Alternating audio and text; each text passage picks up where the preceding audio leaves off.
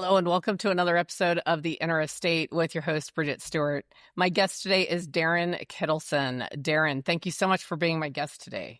My pleasure. I got to tell you, I'm really excited about our conversation because you shared with me a topic you're passionate about, and I'm going to call it the transformative power of inconvenience. And so I want to throw it to you. Share with everyone what does that even mean? What is the power of inconvenience? Well, it's a quote, and I wish I remembered where I got it, but when I hear something great that kind of resonates with me, I write it down on a Post-it note, and I've got this whole wall above me in my office here with all these Post-it notes. And so this one was stated this: that we have to be willing to do the inconvenient things to get amazing results.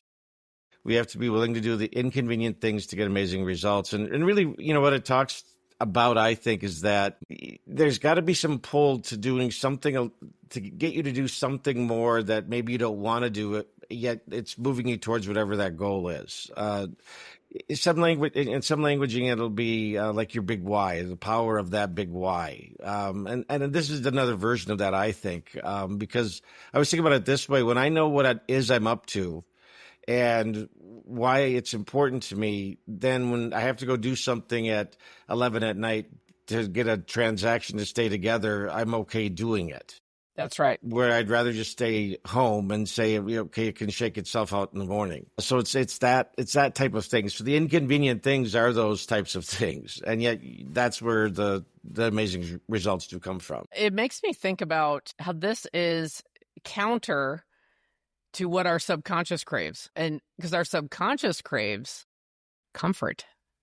Maslow's hierarchy of human needs, even the temperature we're in, right? We're constantly seeking comfort. And I think that a lot of people mistakenly think if I'm completely comfortable, then I'll operate at peak performance because I'll be comfortable. And that is not the case. No, not at all. When you say that, what it reminds me of is the story of the bullfrog, right? If you put a frog in a pan of water that's at room temperature, he won't jump out, he or she. And then you can turn the heat up and it'll cook itself. Right. If you drop him in a boiling pot of water, it'll jump back out. And Right. That comfort is the first one, right? Where you get comfortable there and you don't even know you're getting cooked. Right. When you're there. And the other thing I think about too is, there had been times in my life when I've hired a physical coach, personal trainers, right, to get into condition, to get into shape for hitting the road for speaking gigs or whatever. Right. And one of the things that one of my trainers taught me was that every time we train, we have to create some microscopic tears in the muscle cells of the muscles, because that's when they heal, that's where the strength gets built upon. Yes. And that's kind of the same idea. It's like, because it's not comfortable by any means, right? Correct. To do that. Right. But that's the only place that growth happens. In that example, being on our physical world. So I think a lot of agents in our industry, our chosen industry primarily, is real estate. You've added in a few more I'll share later, but a lot of agents, I think they're doing well and they feel like they're doing well and they get in a groove. And it's a little bit just like it's not a hamster wheel because they're enjoying it and they're comfortable. Mm-hmm. And then they notice that their production plateaus. Or, this year was just slightly less than last year. And of course, because we justify what's happening in our life, they make it okay. And then, oops, bigger drop the next year. And it's not until they really feel it where they will proactively go like, wait a minute, now I have to restructure everything. Now I have to let my assistant go. Now I need this. But what you're recommending is rather than waiting for inconvenience to be shoved down your throat like that, proactively add some inconvenience into what you're doing on a regular basis. Is that what I hear? Way to challenge yourself a little bit, just to say, look, I was thinking about it this way. How many times through the course of the day did I get that little butterfly kind of thing in my stomach, like that, like going, having that conversation that makes me a little uncomfortable, or jumping into that training event that makes you a little uncomfortable. And that's growth happening. I would say when I start getting used to that and making sure it happens multiple times a day, that's probably big growth going on in your world. Right. And that's And that's that nervousness that happens, when we do something new or something different. A great example, though, of what you just described, I think has been the last probably 5 years for us in most markets here in North America in real estate. We had prices going up, up, up, up, up. And so even though the units that were being sold were relatively flat, everybody thought they were doing fine because the amount of revenue that was coming in was going up. But the minute there's a turn then in the market, which there always is, they're cyclical, that's when it hits, and that's when it becomes really painful. And so we have to always be conscious of that. We want to track our gross commission income because that's the revenues for our business. But most importantly, it's a number of units. I think that has to be the one that you really keep an eye on, because it's easy to get lulled into, well, I've got good money coming in. But we've got there's parts of the country right now where there's prices falling. And so if I got lulled into that, like I was doing well because I was making X amount of revenue and the prices start falling, my revenue starts to fall because I'm not doing the unit volume that I had done before. But that's right. And it impacts everything, because then your market share is lower, number of signs in your yard is lower, a number of past clients starts to shrink. And if you are listing heavy, many of them move out of the area. Yeah. So it's a problem that will feed on itself. And I didn't even mention the I word yet. This has impacted a lot of successful agents we know, inflation. Yeah. So there are some agents, and this, by the way, is a great business. But you and I both know agents that sell somewhere between 30 and 40 homes a year in any given market. The cost of the homes and the commission earned is commensurate with the market. So they're making above average money for their market, right? And they have a great life. They go on vacations. They have a beautiful house. They have nice cars, right? So they're living well. They got slapped in the face. So they can choose that. You can do that for 25 years in a row, okay? Right. And not worry about growth. Inflation has slapped them in the face. And some have gotten just knocked right off the horse. There's erosion on all fronts, and some of them you have no control over. That's so what do you true. recommend? Stay focused on the things you have control over. Yes. So I have control over how many people I have a conversation with every day. I mean, I can control that. I could actually back my numbers up to know exactly how many I should have every day in order to stay on target for what I say I want to accomplish this year. And it's not rocket science. It's actually pretty simple math. But then if I break it down to that and then go have those conversations, chances are high probability, if I'm good at the conversations, I'm going to hit the numbers that I need to hit for my business.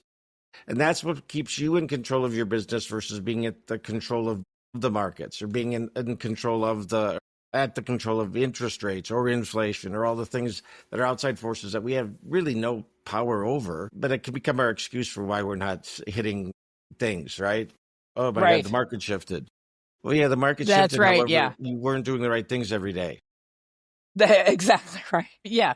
Whenever someone says to me, market shifted, I'm like, okay, next. Today, the weather is what? It is. As a business owner, I will say to them, pull up your MLS. Were there any new listings launched today? Did you go on those listing appointments and lost? Oh, you didn't even go on those appointments? Okay. And pull up the closings.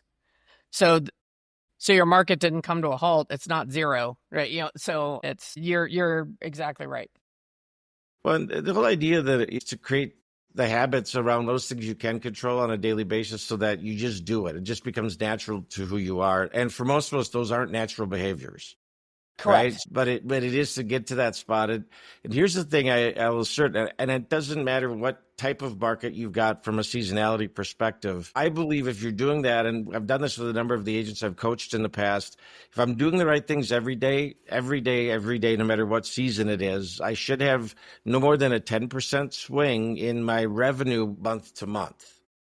Yes. And agents will go, well, that's not, you don't know my market. I've winter and no one does anything in January and February. And I'm like, no, there are still people doing things. And I've yet to see a month in any market that there were no sales. I know. Right. Yeah. So there's still that happening. But the other part of this that I think is a blind spot for a lot of agents, especially as they start to leverage and build maybe a team and they bring admin people on. I'll use my market as an example where we do have seasonality that everyone kind of buys into. I'm in Madison, Wisconsin. Dead of winter can be pretty brutal, and so no one buys and sells anything then. Not true, but it's the numbers drop off. Alistair, most of that is because the agents aren't showing up. There's still buyers and sellers out there. We just don't have the agents to service them. But then, and so they'll start their year out, one of our agents, and they'll kind of be lagging behind what they need to be hitting in order to hit the goal for the year. And they'll make a comment like this, well, that's okay. I'll make up for it in the spring market. When April and May roll around, we're going to make up for the things that we're behind on in, January, February, March. Right. Well, what's interesting about that is if you've got admin people, now the behavioral profile of a really good administrative person is someone who doesn't like big swings in things. Correct. They like things to be kind of the same every day. Yes. You're gonna first off, you're gonna stress them out, and more than likely you're gonna lose great talent because they won't put up with it. They just said because it will freak them out. And if you do 60% of your business in 3 months of the year, just because you buy into this idea of seasonality, be prepared to have challenged by getting great talent on staff for you. And it's not fair to them because then you're shoving all of that to them in those few months and expecting them to not make mistakes, expecting them to make sure the files are perfect or whatever their role is. And it's something that you kind of created if you're the rainmaker on the team. And you don't have to, it doesn't have to be that way. That's the piece of this that I think I want people to think about or remember is that I can have my business be consistent. Now, if you think about this, a 10% swing in revenue month to month, that's the most it should ever be. So let's say, just for sake of example, I've got a goal of 1.2 million in gross revenue, commission income for my business this year. The simple math, right? That's about 100,000 a month. So. Right. 10% swing would be, I should have a month with no less than 90,000, and I should have a month that shouldn't be greater than 110. And think about that. If you can get your business to that level of dialed in, the decisions you make about how money gets used is really pretty simple. That's right. Because you have consistent flow of it. So it's not, when money starts flowing in big chunks, you start spending wildly because you don't have big chunks coming in. You have the same slow and steady kind of happening all the way through. That gives you a better opportunity to run a really good business as well. I don't know if that makes sense, but absolutely makes sense. If I know what my revenue is every month, I can make better decisions. You can make better decisions, right? Yeah. And I want to go back to one other little thing that you said. Agents will say, I'm not worried about December, January, February, because I'll make it up in the spring. Then guess what? Then guess what they say in the spring? I'm having a great spring, and now I'm ahead. I don't need to worry about the third quarter. Yeah. You can't have both. Were you covering for the behind you or covering for the front of you? And by the way, quick side note, Darren. Yeah. This one conversation, if any salesperson out there or real estate agent doesn't have a coach, this is a great reason to get a coach. We will help you see this for yourself and avoid it and build to where you are having consistently baseline of 80,000 GCI every month or 110, as the example you gave, grossing over $1 million and then working and refining to net over $1 million. You and I both enjoy doing that. I love doing that. That's one of my favorite things to do. And I know that you enjoy that as well. Well, and it's not luck. See, that's the thing. Because it's not a business built on luck. It's a business built on solid principles with the right actions happening on a regular basis. Right. And that's where that's why it's not a big secret, although there are far too many agents who I think rely on luck because they're unwilling to build the habits that will continuously bring business opportunities in front of them, regardless of what the number their goal is, right? Because it doesn't matter to me if it's $1 million or if it's $100,000. I can do the numbers for anybody to get it to a spot where we know. Yeah. It doesn't change. Now, what changes is I get better at my dialogues with people, and so I become more effective. So it takes fewer of those to get what I need accomplished, and that just comes with time on task and practice. So, and that's the place that's where people can really tweak things and go bigger with it faster, is just get great at your dialogue. So I want to ask you, because you've really leaned in on this, the power of inconvenience, and knowing you've trained yourself, correct me if I'm wrong, you've trained yourself that if you feel a little too comfortable that you shake things up, you do an evaluation, you look at the 7 circles of life, and you're like, hold on. Because sometimes comfort blinds something that isn't doing well, and you're just not looking at it, right? So you do that, and then you decide to challenge yourself, to use the words you used. What would you recommend as a very first step? So let's say someone's listening to us, and they get what we're saying, and they don't know where to start. What is one simple thing they could start with? I would say think back to the last time you had that nervousness in your stomach or your gut. And if you can't remember when that was, you probably are at that spot where you're just comfortable. And so then it's to say, look at, no, and then I would say, where in my world, it could be in your personal life, in your business, right? Would I like it to be something more? And that's really all it is. And that's where I could go look at it and say, okay, here's the thing. I mean, this is okay, but I really wish it wouldn't be always like this. What could I do? And that's where I go look to shake things up. And I heard somebody years ago talk about, and I think he was a tech entrepreneur. So he was through the booms and busts of the tech era. And he said, my financials situation is set up that I never have a lot of cash.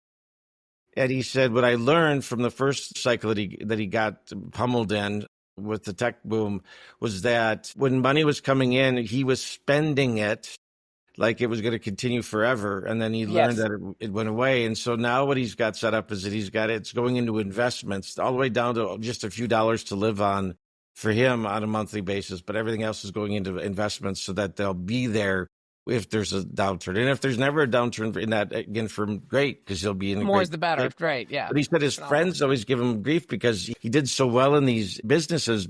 He was always, in their mind, he was always broke. And he said, I just didn't have cash available. I don't want cash like that. He said, I want to make sure it's being put out to do the things it's supposed to do for me long term versus short term. Right. So I heard that. I'm like, that's an interesting concept, right? So make yourself poor by making sure all the money that's flowing in gets put into investments so that you're not really poor, but it looks like you're cash poor.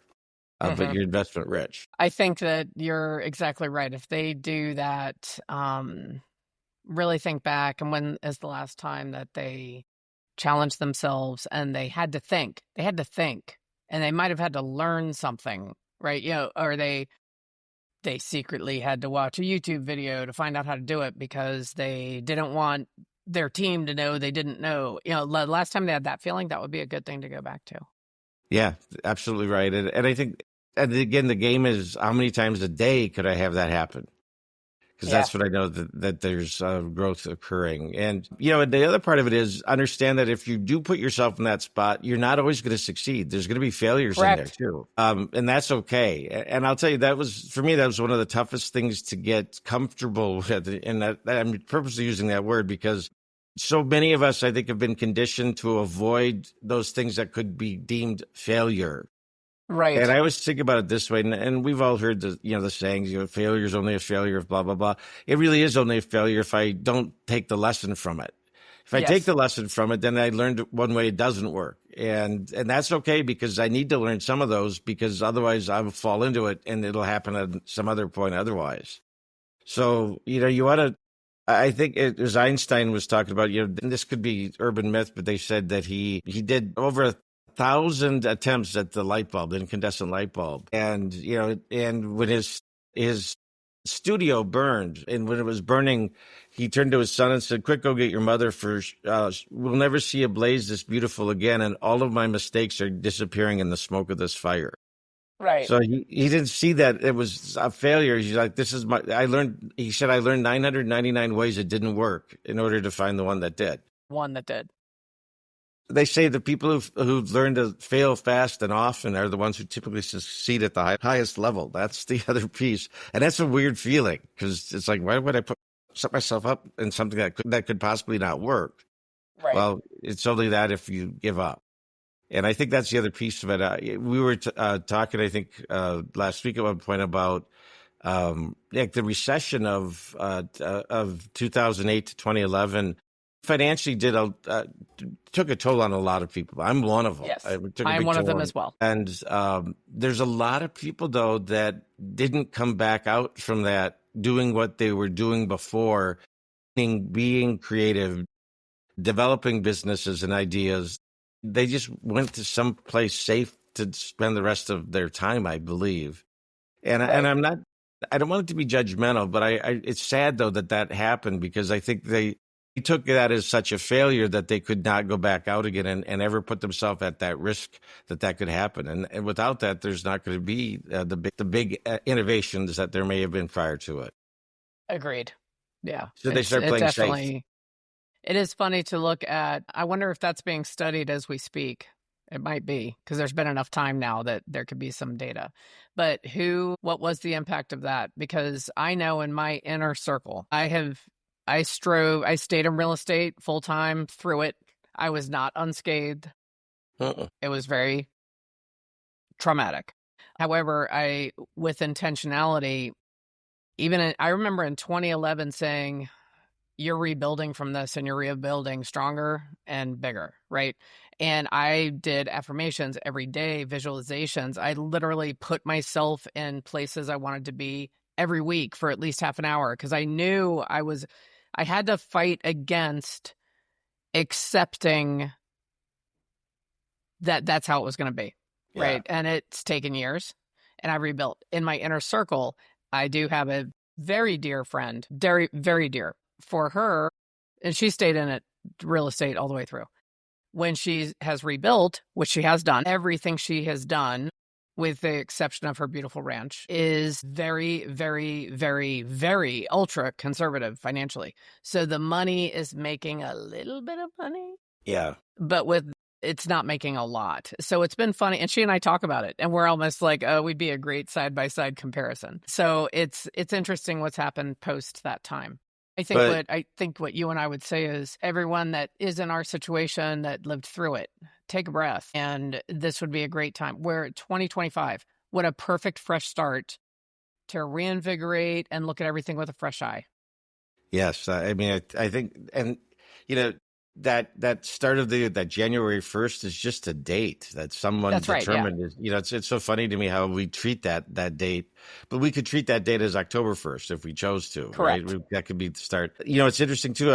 This is where, and I may be wrong in this, I don't know, but I share what happened to me during that time publicly quite often, because I think there are too many people who felt like they were the only ones who went through stuff like that. I know. And that's so lonely. And so, so when I'm in a group and I may be doing some sort of training on financials, I'll talk about my experience through that time. And invariably I'll get people to come up to me, and it's almost like they have to do a confession, and I was like, okay, now the key is, what are you doing now? I mean, so That's right. Take the lessons. And I was going to ask you, Bridget, as you built back from there, did you build back?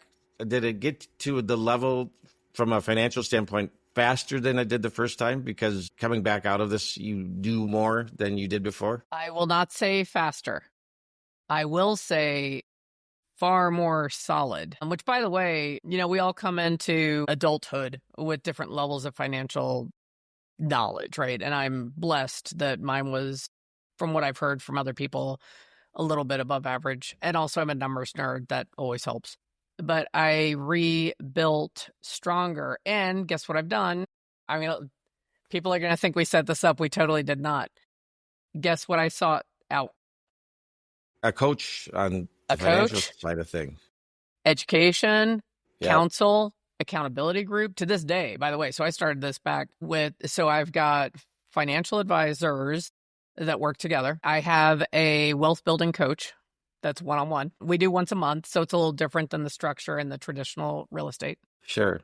Short once a month, once a quarter, longer. And I have an accountability group, and you're going to laugh. There is a group of 4 very successful women. We're all across the country. Every day at 3:00, some number of us is in a Zoom room. Sometimes it's 4, sometimes it's 2. On occasion, on a Sunday, it's 1, and it's me, and I still stay in there, and I talk to myself, and I do what I need to do, and then I leave, right? But so it's every day made of the it week. Amazing. It's not even. It's Sunday through Thursday. Okay. Because for that accountability group, it's very market driven. So the markets are open Sunday afternoon through Thursday for the markets that we're studying. So again, I was not doing that prior. Prior, I was resting on mom and dad did a great job. They taught me about debt. They taught me about credit. I, paid. So I was operating from what I guess we would like my natural skill that had been enhanced by my environment. But I was not necessarily looking to expand it. I felt like, yeah, this is it, right? And then, by the way, because of that, I was, again, not unscathed. No one listening, please don't think it was unscathed. But I was able to stay full-time in real estate, still took losses, still had to pull money out of retirement accounts and had tax penalties that were screwed up for years. Yeah, still a melee, but made it through. But now, oh my goodness, now I would say when you were describing your friend, I'm probably a little bit more like in his boat. Okay. Not exactly the same, but so you can do it. And it doesn't matter how old you are. And it doesn't matter where you're starting from. But as a coach, that's what I sought out. And that's what I still have now. Well, it's interesting. So I heard you say is that faced with what you went through, went and put the structure in place that will support you so that wouldn't happen again. Correct. Yes, that is exactly. And even though you're through that time, that support structure is still in place because it's an essential piece of your continued succeeding in this thing called your life and your business. That's right. Right. It's like it's never over, right?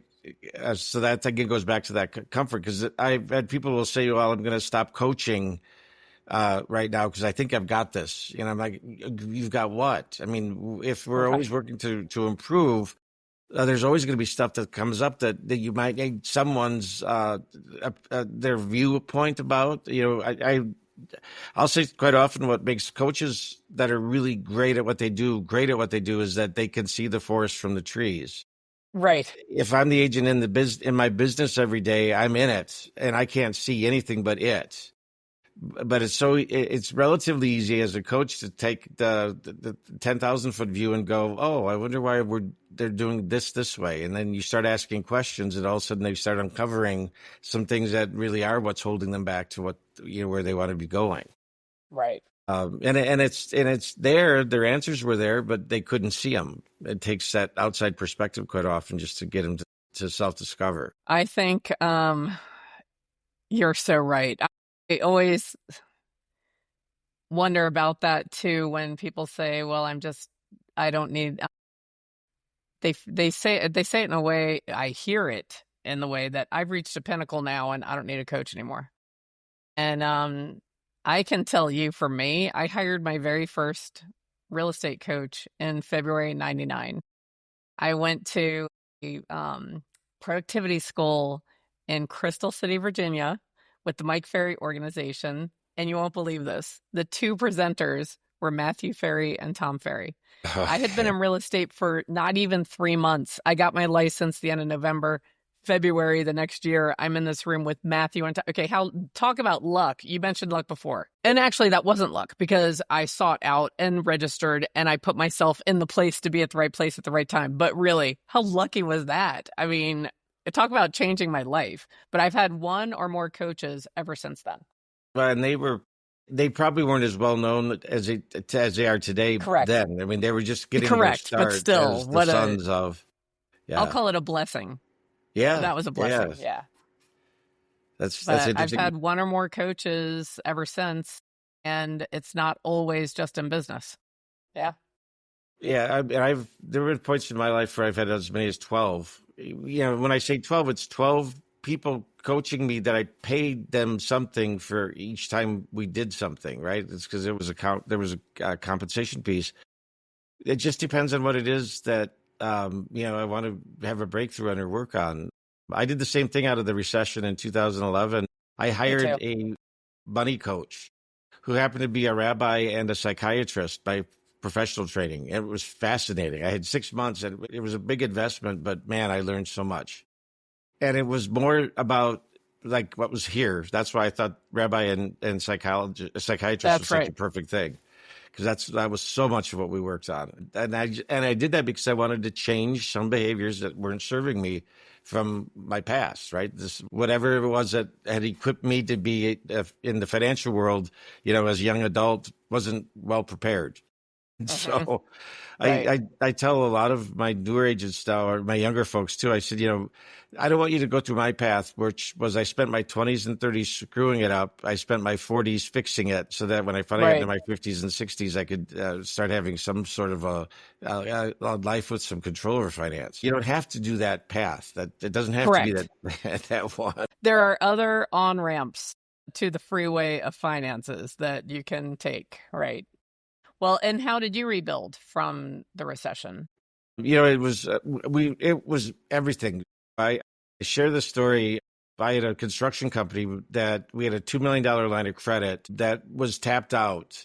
Now I had a partner in that company, and I didn't pay attention to the financials. That was one of my biggest lessons. Was what he was giving. There were distributions of profit every month, and the money was rolling in. It seemed, and so I thought we were doing fine. I saw the projects in the ground and what we were completing. And he called me in April of 2008, and he said, "Hey, you think things were going well? Well, they weren't." And he said, "I can't do it anymore." And what he'd done is he'd set up a second company that he was using Peter to pay Paul. He was robbing from one to the other. Yes. And the house of cards came crashing in on him because he couldn't get more. As long as there was money flowing in, he was able to just keep it from being Finagle it. discovered. Yeah, and he said, "I'm leaving the country. I'm going to Costa Rica." By the way, the $2 million line of credit that you personally guaranteed, which I had tapped out in full, being he'd pulled all of that $2 million. And my commercial banker at the time was a fraternity brother of mine. Hmm. And I feel bad for him, but man, when things were going great, I could do anything I wanted. But the minute things turned, they come crashing down on you. And he Right. had to, and I understand that, but man, it was not a pleasant time at all. No. And just to maintain that 2 million, it was 35,000 a month that I had to make sure I was bringing in to cover just that note, and so it took everything. I mean, Yes. it was real estate investments, it was cars, it was very humbling a time, and yet it was one that I needed to have because I wasn't paying attention to a lot of what was going on because I just thought it was all going fine. I'll bet you do now. Yeah, because the pain of that I never want to go through again, right? Right. And so Correct. so coming out of it though, what happened is, first off, I will credit it was Dr. Fred Gross. I don't know if because he used to do a lot in the real estate realm. That's who I hired to coach me, Dr. Fred. Great. And I'd set a goal years before that I wanted to get to a point where I could afford to hire him because it wasn't inexpensive by any means. It was a big Yes. investment. Yeah. So even being able to hire him was an accomplishment. Yeah, and it was I did 6 months with him, and it was twice a month for an hour, so it was 2 hours a month for 6 months time. He uncovered some things for me that really made a big difference in how fast I could rebuild. I mean, it really was, and I did this a couple of years ago. I took a look at where I was at prior to that April day in 2008 from a financial standpoint, like what my net worth was or what we had done. We were highly leveraged on everything back then too. By the way, that was one of the big mistakes. And then to where I got back to that spot after the recession of 2011, it was less than 5 years, and I was That's back great. there where I'd taken my whole adult life to get to that spot in And 2008. then you did it in 5 years. Yeah, and it was due to like where the focus went and how I held things accountable to the returns that it was supposed to have, and we would catch things that weren't right much sooner than what happened with I still remember I got a phone call from the county sheriff's office this one afternoon. I was coming back from an office we had in the central part of the state, a real estate office, and they said, "When you get here, where are you today?" This is what the detective asked. And I Hmm. told him, and he said, and I said, "I'm coming back to Madison tonight." He goes, "When you get here, come right to the jail." And I'm like, man, I go, what's, I mean, I knew I'd already knew what my partner had done, and I knew what he was doing was illegal when he confessed it to me. I didn't know at the time there was what he was doing until after I found, until he disappeared. But I called my life partner and I said, "Here's what I've been asked to do." I said, "If I don't come home tonight, you probably want to go to the jail and see if I've been booked, because that's what I expected was going to happen." Right. When I went in there, I mean, it was a 2 hour drive to get back into town from where I was at, and that was a pretty Oh, sober 2 hours. that had to be like, I just got like a full spine jolt. that Well, had because to everything be I that. was playing. I was playing everything back in my head, going, "Okay, did I?" Because I figured it was going to have to be something about this construction company. I'm like, did I know that this was going on? And I truly didn't until that day when he called me and told me, right? That's right. And yet I'm going, but maybe there was something I missed that they found that I should have known, or so you run all these scenarios, and really what it turned out to be is they were trying to catch this former partner of mine who went to the coast. They were trying to get him extradited and back, and so they were wanting me to share what I knew about how we might be able to reach him, which I wanted to do too, because he was, in my opinion, he was on the hook for that as much as I was, but I was the guy still there with the assets That's that were right. being depleted. So So I'm hoping that turned into a cup of really bad lukewarm coffee and a long conversation, and you went home after that. yeah, that's all. That's what it Good. was. Yeah, it's Good. still distinctive though. I mean, I Oh, never I'm want to sure be it's there still again. no, no, you But do not. yeah, it was, and it was, yeah, it was a bare light bulb, bright room, like the confession Yes. rooms you'll Yeah. see, it's that kind of stuff. But yeah, Bad tepid coffee yeah, in and a styrofoam cup that gets steel all furniture. discolored as you're drinking it. Yeah. Yeah, that Okay. it was much like you see. Well, and look, okay, big contrast. Who wants a big contrast? Today, I actually was thinking Darren Kittleson. I could introduce him by doing a joke. A cattle rancher, a public speaker, an executive level real estate and sales coach walk into a bar, but they only order one drink. How is that possible? Because that's you. Like, Yeah, and by the way, I even forgot. Part owner of a thriving real estate office, the Keller Williams in Madison, Wisconsin, correct? Part yes, owner of yeah, that. yeah. I'm the operating principal And I'm there. probably forgetting. So from that 2-hour drive, which everyone here probably had that spine jolt like I did. Like, could you imagine driving by yourself for 2 hours to go to the sheriff's office or whatever it was? To now, very successful beef cattle ranch with an amazing breed, all of that. Part owner and market center, an amazing coach, just really impacting people's lives, especially real estate agents that have a thriving business and they want to go from good to great public speaker. I mean, that's a huge contrast. Yeah. Your story is incredibly inspiring. Well, thank you. I mean, my reason for sharing it is just I'm hopeful that someone can avoid what I had to go through because of something I might share. Because I still might make mistakes. It's interesting. Well, we all do. Man, I haven't thought about this one. I got scammed on a timeshare in Mexico in 2016, 17, and 18 to the tune of about $25,000. And I laugh about it. It's not laughable, but I'm a real estate broker, 30 some years in the business. And like, I should have seen all of this. It was perfectly played out the way that these thieves do what they do. And they still are doing it, by the way, because I get 2 to 3 phone calls a month from someone who says, I think I'm got the same thing happening that you had happen. But at the Right. time when when they approached me about the sale of this timeshare I had, I hopped online and I Googled as much as I could to think of to say, this doesn't feel right, but but there's some things that do make sense. And I found nothing that was the pattern that they were doing with me. And when I realized finally what they were doing, I called the Attorney General's office in the state of Arizona, because that's where the brokerage was supposedly domiciled, which it was, Right. but they were spoofing it completely. Yeah. And because I tried to make them aware of what was going on. And they reached back out to me a few months later and said, would you be willing to do an article or get interviewed for the Arizona Republic? I think is one of the biggest papers in the state about this. And I hesitated because I thought, oh gosh, I'm a real estate broker. I'm going to be this article about this guy who got scammed. Will my competitors say, look at how dumb he is because he let this happen? And then I talked to my attorney, who's really conservative about stuff, and he said, you should probably not do the interview. I said, but if I don't, then what happened to me will happen to others, because if I had something like if I could have found an article like they want to do with me, I could probably save some people. And that's why we chose to go ahead with it. And maybe there's been backlash. I don't know. But here's the thing. I get calls all over from U.S. and Canada, both actually, from people. And some folks have lost a lot more money than I ever did in this. Right, right. But it was a perfect, so I still mess up.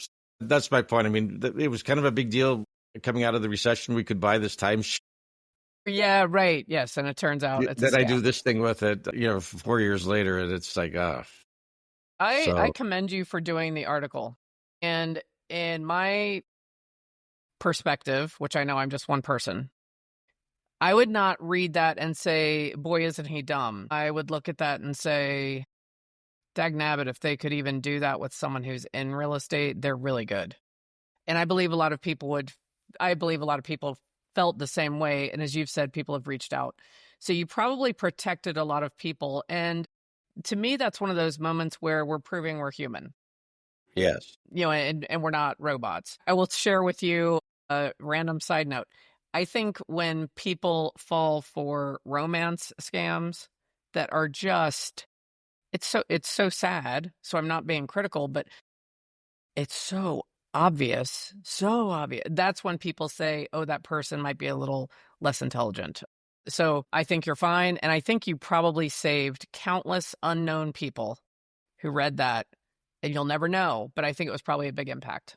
yeah, and I mean, and I do know that, and I didn't do it. Well, I did it for that reason, actually, because I wanted to make sure that there was something out there that people could find easily, and they still are to this day. Yeah, and I think that was published in 2018, if I remember. So Mm-hmm. it's been out there for a while.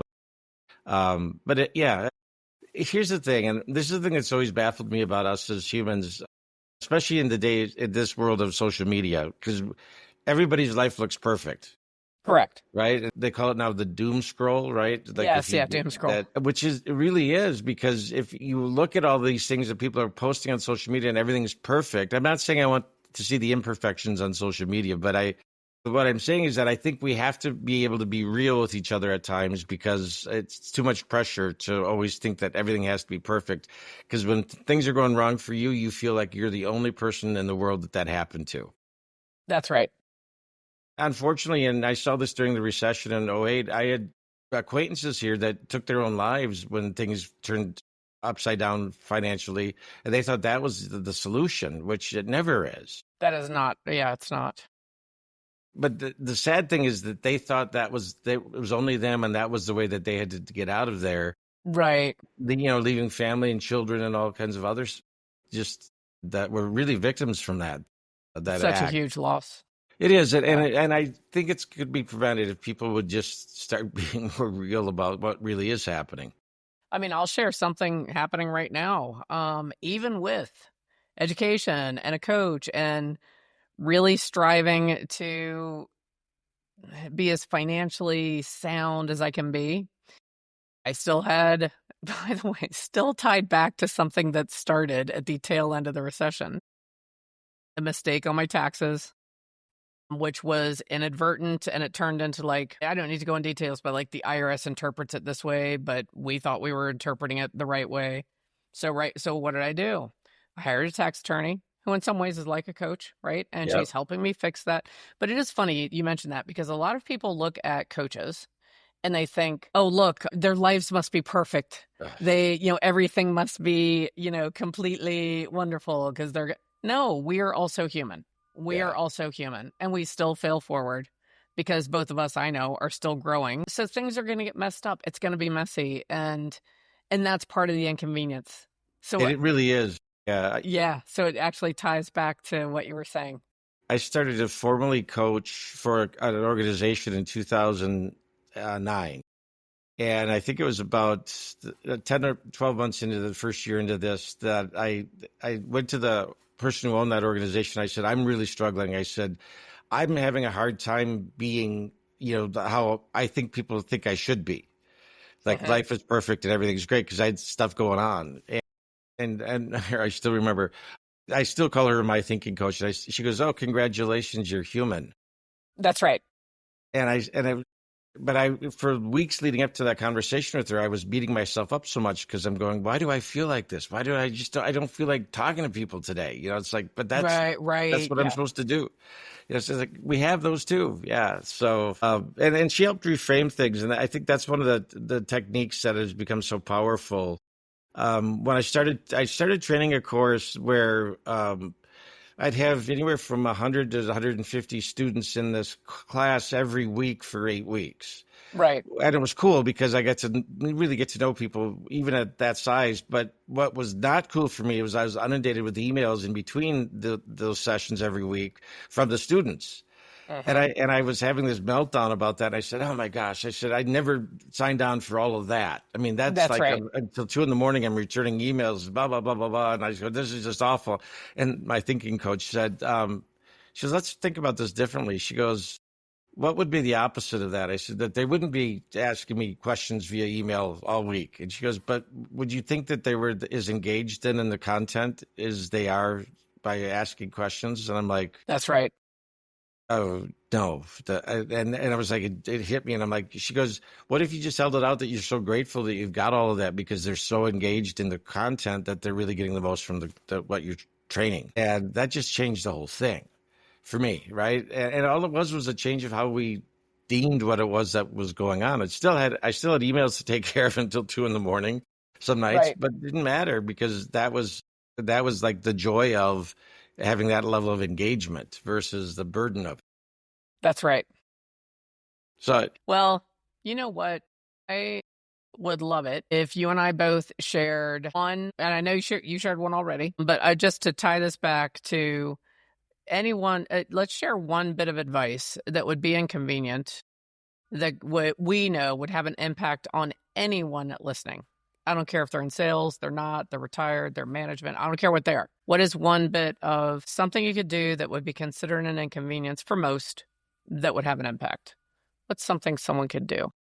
I'm going to take it back into the realm of finance because I don't think I'm unusual in the fact that I love looking at my accounts, investment accounts, bank accounts when there's good things happening, and I Yes. hate it when there's not. Like Yes.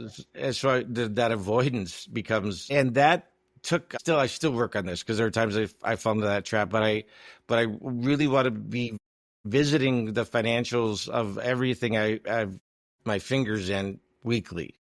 Yes. And so I've got it set up that there's a report, kind of a little dashboard report for every business that gets to me by 3 o'clock every Friday afternoon. And that's with every organization I'm in, that's like a non-negotiable. That's 3 o'clock. And if it's not there, someone better be on their way to the hospital kind of thing. Yes. Yes. And I learned that because if I wasn't getting those, then it could slide and I don't go into the thing that I don't like doing anyway, which is really looking at the financials when they're tough, Correct. where I can then make decisions that can help us move forward with where we're going to go with the organization. And that's one of those inconveniences that I think is such an essential. Because even after I had $2 million I was on the hook for, it still became difficult to build the discipline around doing that every week. Yes. It And the is. reason I asked for Friday is because then I have the weekend to kind of absorb the materials, and then on Monday typically is when I do my one-on-ones with direct reports. So whoever it is who would have the responsibility for whatever's happening there, then I'm with them on Mondays. So then I've got a couple of days to think about where we want to go or questions I'm going to ask them about what's going on with it. That's So good. that would be the one.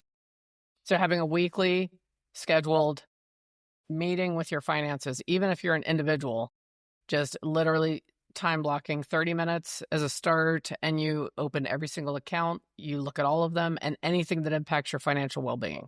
Yeah, and Yeah. it's gotten easier to do that now because the technology has helped us somewhat with that, but you still have to go look at it, right? It's Correct. so, but there are some really cool apps that can bring it all into one place. In many cases, with the personal financial for sure. But then if you're involved in any other businesses, I get those as well because I want to know what's going on there in all those realms: cash flow, cash management, obligations, debt, all of that. So Well, I'm going to go in the physical realm, and I am going to say, anyone who's listening, wherever you're normally going to sleep, move it up 30 minutes and really make it happen. With one exception, if someone already goes to bed between like 8 and 8:30, that you're don't go to bed at 7. But anyone else, just challenge yourself for the next 30 days that you will go to bed 30 minutes earlier than you currently are. and actually set an alarm 10 minutes before you want to get into bed at that time and just see what impact that has. And so is the intention then to add 30 minutes of sleep to your night, or is it to start your day earlier with that 30 minutes? I'm just curious. Well, what happens if you do that?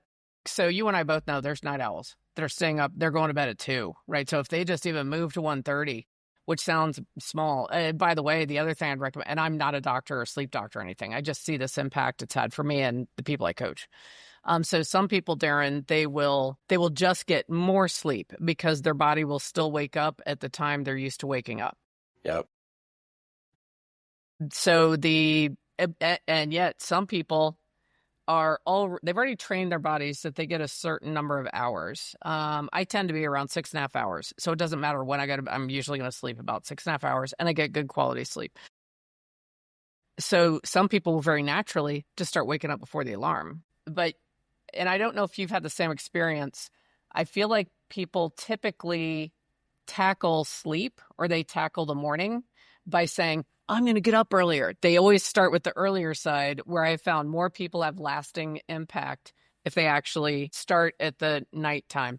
And one quick thing I was going to say for those real night owls, there are studies, go down the rabbit hole, of the quality of sleep with fully grown adults before midnight, no matter where you are, so your time zone, so, before midnight. And if you could just start working on that, it'd be interesting for you to do that experiment and see what impact that has. But that is inconvenient because we are creatures of habit. That is a phrase for a reason, right? And maybe you have shows you like. Maybe you like doing a foot soak. Maybe you like, talking to your mom after dinner. So it's inconvenient to say, wait, I'm going to go to bed half an hour early.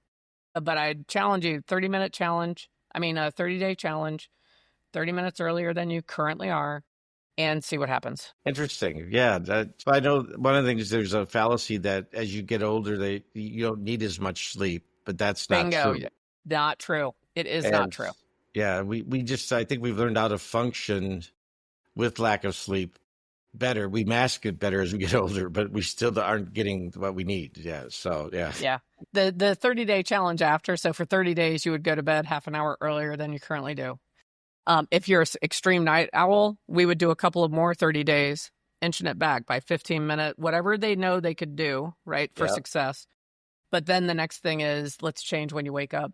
And what happens if you wake up half an hour early? Yeah, so you're right. Well, you and I think, could probably talk about this for hours.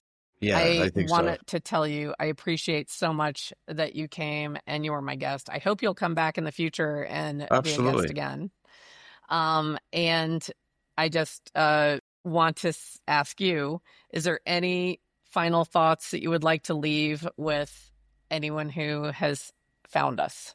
Final thoughts. Bridget, you did a wonderful job weaving back into the power of coaching. And I don't want this to sound self-serving. I mean, we do coach. Right. There's very few coaches I know that coach just because they want to make money. Because that's not what it is. I mean, money is a benefit of this. However, it's what we're doing with the clients that we're working with that make us want to do more of that. Right. And so I think about when I mentioned that, there are times in my life I've had as many as 8 to 10 coaches. Right. When I find something that I want to move through quickly, that's what I try to get coaches in every realm of my world. Because then Me too. Then I show up and I do what they coach me to do, and things happen. Yes. And there's some lasting effect to it that I don't have to always have all of those coaches there, but I always go back to coaching in those realms in almost every case at some point from time to time, because I find I've slipped backwards. Mm-hmm. So just be mindful of it. And, and there's nothing wrong with not having that in your life either. I just am one of those people that wants to move. I'm going to be 60 this year, and I feel like now there's a time clock that's ticking. And so Correct. I've got a lot of things I'd like to accomplish yet before my time in this physical plane is done. And I've got to figure out ways to do it as quick as possible. So. Well, thank you again for being a guest. And just to mention, I now have the privilege and the excitement of working as your colleague again, because now we are both coaches with Coaching Nexus. Yeah, And you and I tend to focus primarily in real estate as our main coaching clients. If anyone wanted to reach out to you, what's your favorite method for them to reach out to you? that's a trick question. Actually, I'll tell you what. An email at 2 a.m. requiring an immediate response. Clackety, clackety. I'm gonna, yeah. I actually, and I never thought I would say this, but I'm gonna. Text message is probably the best Okay. because that's the one that post-COVID world, emails got out of control for me, but text Correct. I can still manage. So Okay. that's really the best one is, but just my mobile number. So text messaging that, and that would definitely get a response back from me. Perfect. So I'm going to have all of your contact information in the description and people Okay. can reach out to you. Of course, you can also send a message direct to the interstate and we will provide that information to you as well. Darren, thank you so much. Get out there and go find some inconvenience. Absolutely. Okay. All right. Thanks, All Bridget. right. Thank you. And I hope you'll come to the next episode of the Interstate.